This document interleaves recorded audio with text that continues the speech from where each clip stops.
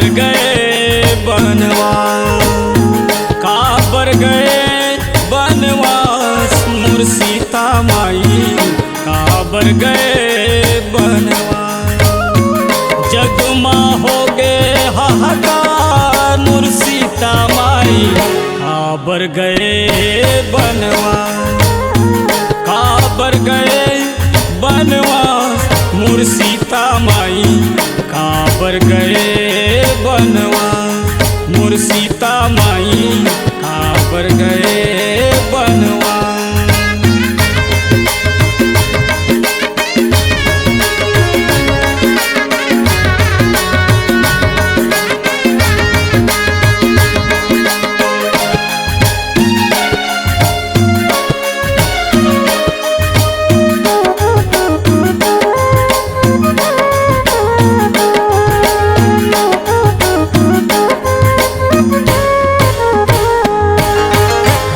जनक के राज दुलारी, जगत के जननी कहाए वो, जगत के जननी कहाए।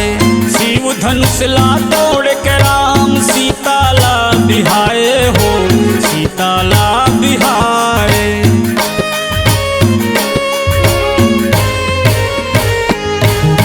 राजा जनक के राज दुलारी, जगत के जननी कहाए वो, जगत के जननी कहाए।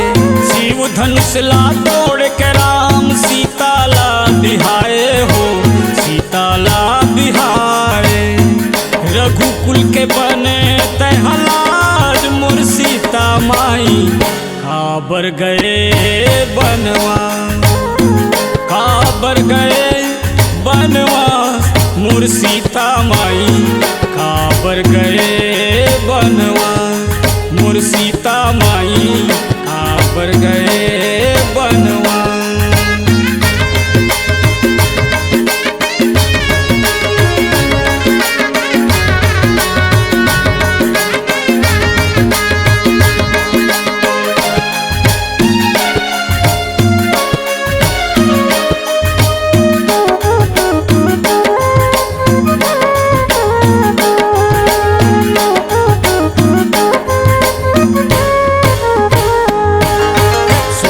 लंका में राज करैया, जगमा चोर कहाए हो, जगमा चोर कहाए। मामा मरिचला मिर्गा बना के छल कपटी कराए हो, छल कपटी कराए।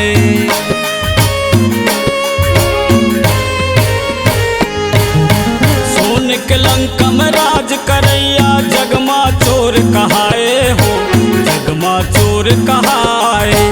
मामा मरिचला मिर्गा बना के छल कपटी कराए हो, छल कपटी कराए। साधु के भेषमा ले गे रावण मोर सीता माई, काबर गए बनवास, काबर गए बनवास मोर सीता माई, काबर गए बनवास मोर सीता माई, काबर गए बनवास।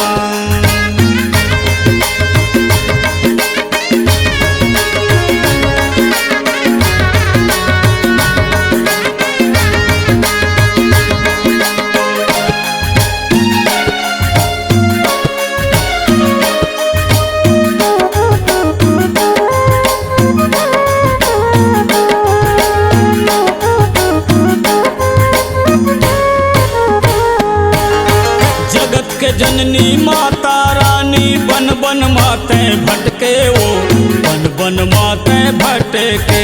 रामचंद्र के नारियों माता एक दुखियारी कहाए वो, एक दुखियारी कहाए।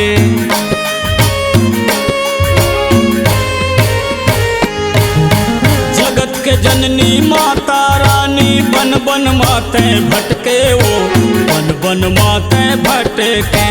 रामचंद्र के नारियों माता एक दुखियारी कहाए वो, एक दुखियारी कहाए। रावण कुल के करनाश मोर सीता माई, काबर गए बनवास, काबर गए बनवास मोर सीता माई, काबर गए बनवा। जगमा हो गए हाहाकार मोर सीता माई काबर गए बनवा। काबर गए बनवा मोर सीता माई काबर गए बनवा। मोर सीता माई काबर गए बनवा।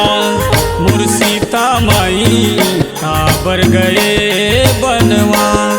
मोर सीता माई काबर गए बनवा।